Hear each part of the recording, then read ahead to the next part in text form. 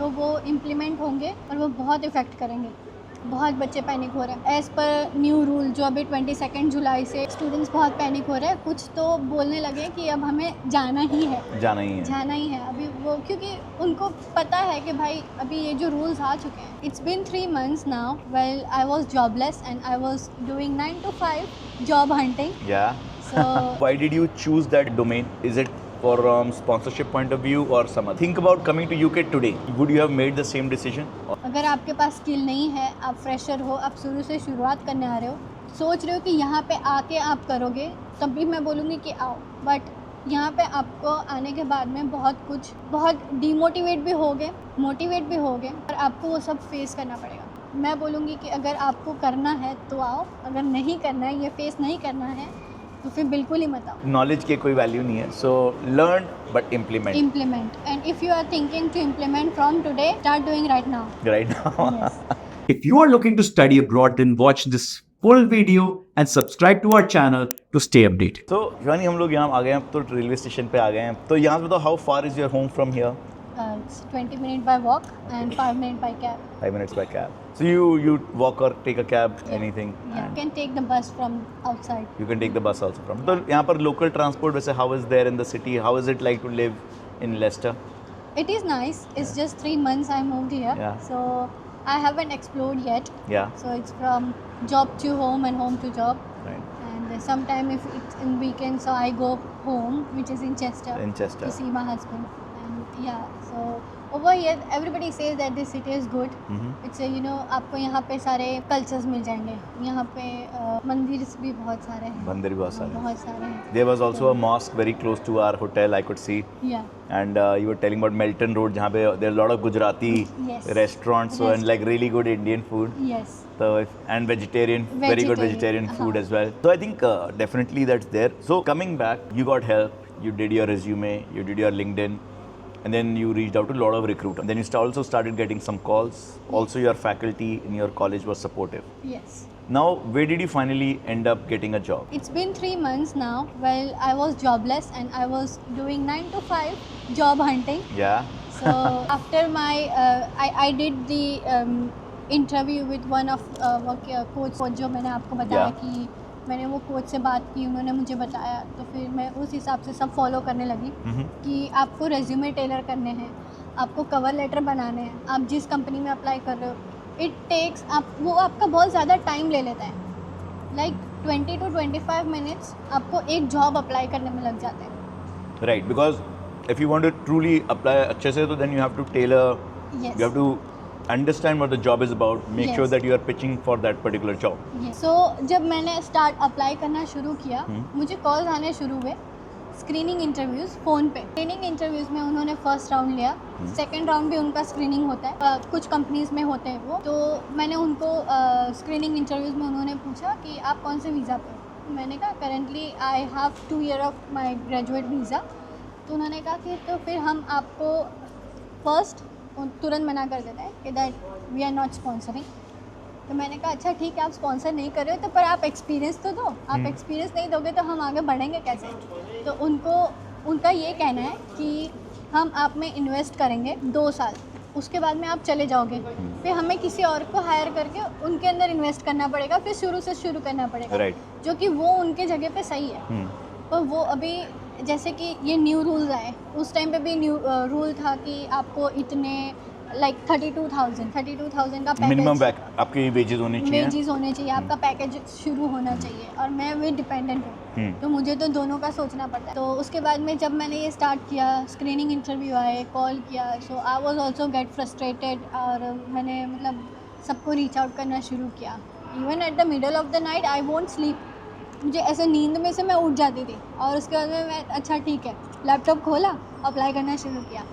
whether it's 3 o'clock in the morning or half past 5 in the morning, I started applying and then even मैं directors को reach out करती। तो एक दिन जो मेरे रिसेंट डायरेक्टर हैं उनका नाम है सागर, तो मैं उनको मैसेज कर दी थी कि दैट ये मेरा रेज्यूमे है, I am looking for the job and if you have any vacancy just do let me know. उन्होंने बहुत पोलाइटली रिप्लाई किया, उन्होंने बोला अच्छा ठीक है आप अपना रेज्यूमे सेंड कर दो, मैं अपने रिक्रूटमेंट और HR डिपार्टमेंट को सेंड कर दूँगा और अगर कुछ होगा तो आपको बताएंगे। सो इट्स नॉट लाइक कि उन्होंने सेंड नहीं किया, अभी ये डिपेंड करता है कि आप कितने मोटिवेट। फॉर एग्जांपल अभी मैंने सागर को मैसेज किया तो फिर मैं उनको एवरी वीक एक मैसेज पिंग कर दी थी कि हाय सागर, ऐसे वापस से। मतलब मैं अभी उसमें पता चलता है कि आप मोटिवेटेड हो कि नहीं, आपको वो करना है कि नहीं, आपका पेशेंस चेक हो रहा है यहाँ पे। नहीं, आप ऐसे नहीं कि बस आपने बस भाई 25 लोगों का नाम खोला और कॉपी पेस्ट कर दिया और आपको पता भी नहीं आप कर क्या रहे हो। सो उसके बाद में मैंने उनको मैसेज करना शुरू किया, मैं उनको पिंग करती थी, मैसेजेस डालती थी और मैं मतलब रेगुलर अपडेट थी लिंक्डइन के ऊपर, और मैं पोस्ट भी डालती थी तो उन इंटरेक्शंस आते थे, उनके भी इंटरेक्शंस आते थे, वो लाइक करते थे, तो उसके ऊपर से पता चल रहा है कि वो आप आपको नोटिस कर रहे हैं।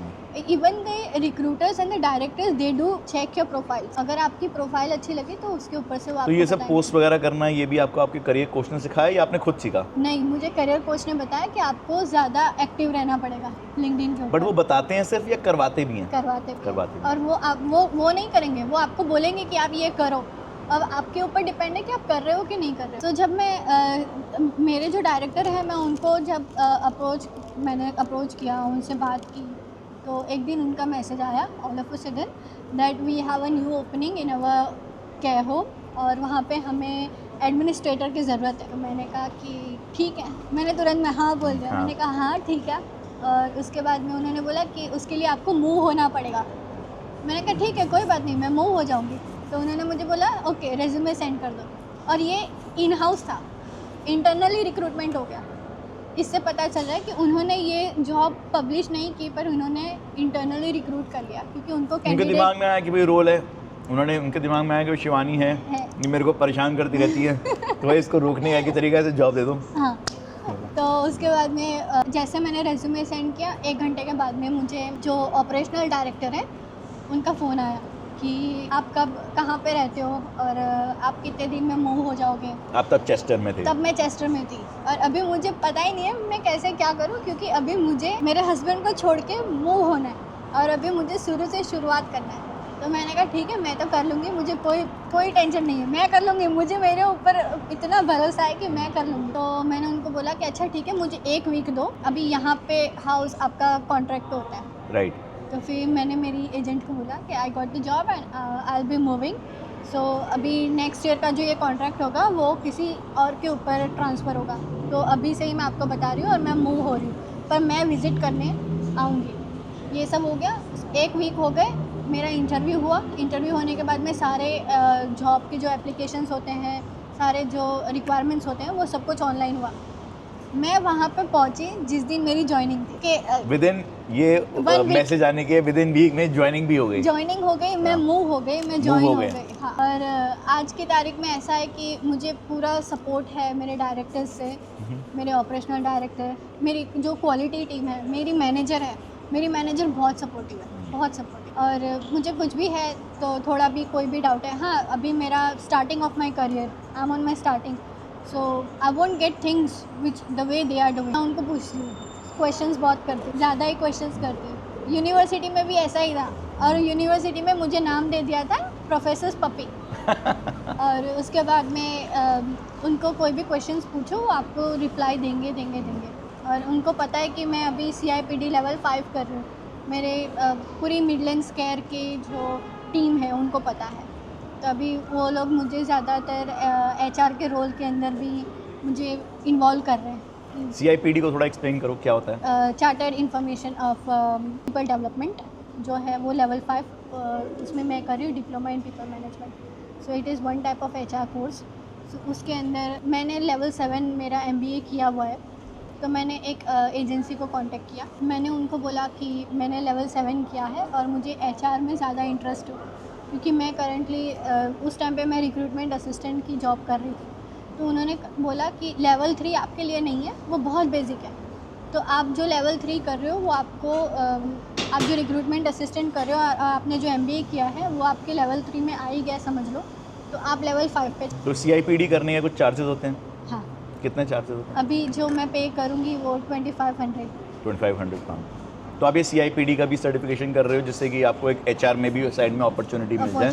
सैलरी आप ऑलरेडी एक मैनेजर का काम कर रहे हो in a care home, as a care home administrator. Administrator का। Yeah. तो now you are working in care home. आपने care home, why did you choose that domain? Is it for sponsorship point of view और some other point? सो मैंने जब आपको starting में बताया कि मैं पार्ट टाइम कर रही थी, तब मैं फील्ड पे कर रही थी in a care home. I know field knowledge, yes, but I would like to know the admin point of view as well. Right. So जहाँ तक मुझे फील्ड का नॉलेज है, तो मुझे अभी एडमिन के रोल में जाना है। तो अभी मैं एडमिन का भी सीख रही हूँ इसीलिए। और in future I don't know what future might brings, but as of now मैं अपना जो है ज़्यादातर सीखने के लिए मैं इधर मूव हुई हूँ कि कल उठ के अगर मुझे कल in case if I have to go back to India, I have the experience, I have the degree and I have 2 degrees which is level 5 as well, right, जो कि कंप्लीट हो जाएगा। और I do have the professional references, right. और वो भी care sector से है। तो केयर सेक्टर कहाँ नहीं ज़रूरत है केयर सेक्टर में एडमिन की। Even if I go back to India, वहाँ पर भी ज़रूरत होगी। और एज़ पर न्यू रूल जो अभी 22 जुलाई से इम्प्लीमेंट होने वाला है, बहुत बच्चे पैनिक हो रहे हैं, स्टूडेंट्स बहुत पैनिक हो रहे हैं। कुछ तो बोलने लगे कि अब हमें जाना ही है, जाना ही है, जाना ही है अभी। वो क्योंकि उनको पता है कि भाई अभी ये जो रूल्स आ चुके हैं, तो वो इम्प्लीमेंट होंगे और वो बहुत इफ़ेक्ट करेंगे। क्या चीज़ है जिससे डर लग रहा है सबसे ज़्यादा बच्चों को? सबसे ज़्यादा जो सैलरी पैकेज जो इंक्रीज़ कर जो दी, सैलरी पैकेज पैकेज इंक्रीज़ हो गई। अभी फॉर एग्जांपल मैं मेरा ही बताती हूँ। मेरा 26 है। कौन है कि आपको 41 देगा? तो डायरेक्ट डबल हो गया ना। एम्प्लॉयर्स के पास ही इतने नहीं होंगे तो आपको देंगे कहाँ? तो आप कह रहे हो कि बट केयर होम वर्कर्स के लिए वो एग्जेम्पशन नहीं है? नहीं, कोई एग्जम्पशन नहीं। अभी केयर होम के लिए भी उन्होंने बोल दिया कि डिपेंडेंस नॉट अलाउड। डिपेंडेंट। कुछ स्टूडेंट्स जो आ चुके हैं, अभी वो कल उठ के केयर होम के अंदर भी स्पॉन्सरशिप लेते हैं, तो उनको स्टूडेंट्स वो एज ए न्यू एंट्रेंट ही आएंगे और उनको 6135 6136 वो कॉस्ट नंबर तो बंद ही हो चुका है। बंद हो चुका। तो आप करोगे क्या? अब ज़्यादातर यहाँ पे जो इंडियंस आते हैं, ज़्यादातर मैक्सिमम वो केयर सेक्टर के अंदर ही जाते हैं, केयर वीज़ा पे ही जाते हैं। केयर वीज़ा पे जाते। तो आप कह रहे हो कि केयर वीज़ा अब टफ हो गया है? केयर वीज़ा टफ हो गया है। 130 प्लस जो जॉब रूल्स हैं वो हटा दिए हटा दिए हैं। हैं। That's already been implemented. 22 Yes. जुलाई से इम्प्लीमेंट हाँ। हो ही चुका है। हाँ, सैलरी थ्रेशोल्ड बढ़ा दिए हैं।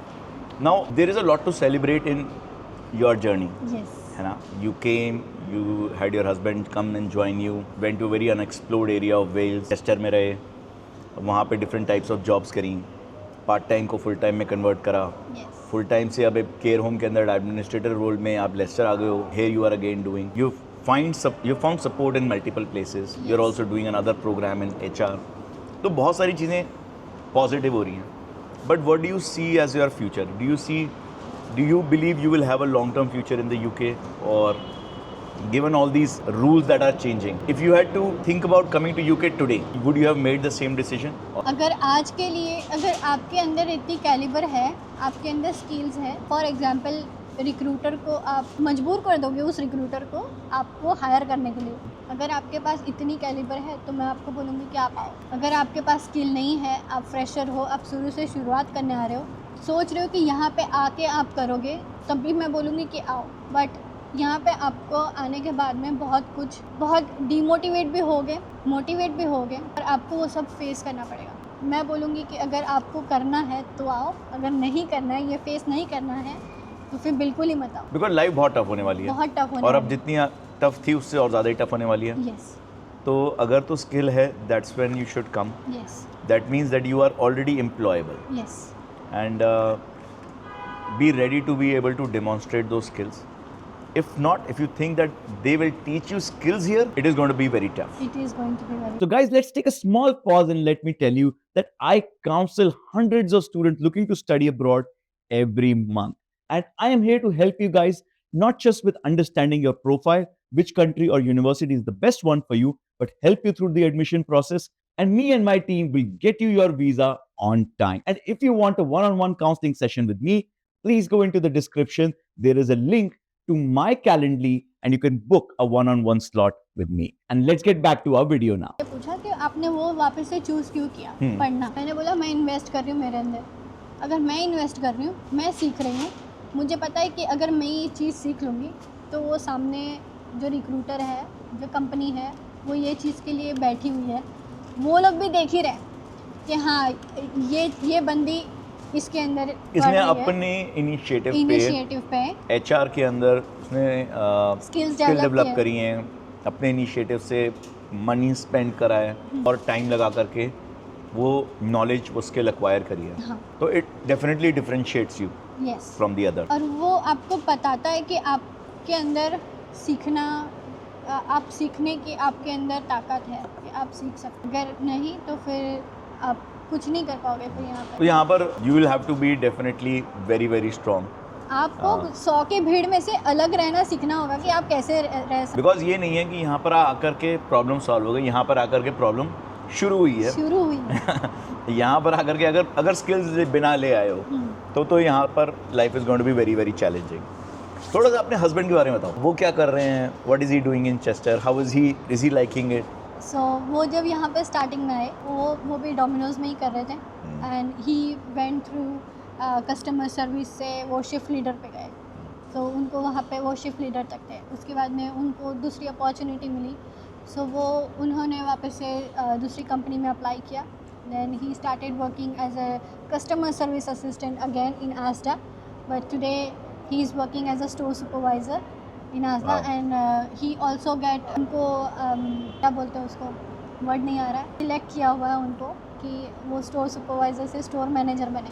तो he is one of the people जिनको वो ग्रूम कर रहे हैं कि सुपरवाइजर से मैनेजर के लिए उनको नेक्स्ट प्रमोशन के लिए। नेक्स्ट प्रमोशन के लिए उनको सिलेक्ट किया हुआ है। तो अभी उनको यहाँ पे आना उनके लिए बिल्कुल पसंद नहीं है, उनको बिल्कुल यहाँ आना पसंद नहीं होता क्योंकि यहाँ पे जो वो अभी जहाँ पे है पूरा ब्रिटिश कल्चर है। वहाँ पे उनके जितने एम्प्लॉयज़ के अंदर वो बीच में काम कर रहे हैं and he is one of them जो उनको पसंद आता है कि वहाँ पे काम करना। वो ब्रिटिश कल्चर उन्होंने अडॉप्ट कर लिया, तो वो चेस्टर छोड़ना नहीं चाहते हैं। हैं। उनको नहीं छोड़ना है। आपने भी इनफ प्रेशर नहीं डाला है इसलिए। हाँ, तो बट मैंने उनको प्रेशर नहीं डाला हाँ। क्योंकि मैं छोटी थी तब से मैं इंग्लिश मीडियम से पढ़ते आई हूँ और मुझे इंग्लिश आती है। मेरे हस्बैंड छोटे थे तब से वो गुजराती मीडियम से थे। यहाँ पे आके उनकी इंग्लिश अगर सुधरी है, मैं बोलती हूँ कि he is far better than me now and I am proud to say that Yeah. कि उनकी इंग्लिश जो है यहाँ पे आके इम्प्रूव हुई है, बहुत improve हो बहुत गई। इम्प्रूव हुई Right. है। और आप कस्टमर सर्विस के रोल में आओगे ना तो आपको बट ऑब्वियस है कि आपकी सुधरेगी ही। English also will improve and confidence to speak Confidence also to will speak, improve. yes. And otherwise बहुत ज़्यादा हेजिटेशन होता है कि मैं बोलूँगा कुछ गलत बोल जाऊँगा। हाँ कई बार होता है हम लोग ऐसे वीडियो रिकॉर्ड कर रहे हैं, बोलते हैं कुछ फंबल हो जाएगा, क्या करूँ मैं, कैसे, मैं तो करता ही नहीं। हाँ। अरे कोई फर्क नहीं पड़ता ना यार, बोलो तो सही। बोलो तो द सही। Moment you start doing it automatically वो फ्लुएंसी धीरे धीरे आ जाती है। Yes So it's, I think practice makes anyone perfect. Perfect. So that's important. And so you're saying your husband has found at least one big skill, which is communicating in English. English And he's adapted to the local culture. He's enjoying the local culture from customer service person in Domino's to now being a store supervisor, Store supervisor. and on the way to become a store Store manager. manager. And Asda is a very big change. So that's also like really great. I think that's a great career projection. But is he thinking of doing something in exports, imports? Got the background was there for both of you guys? So if you like this content, please subscribe to our channel and I will see you all in the next video.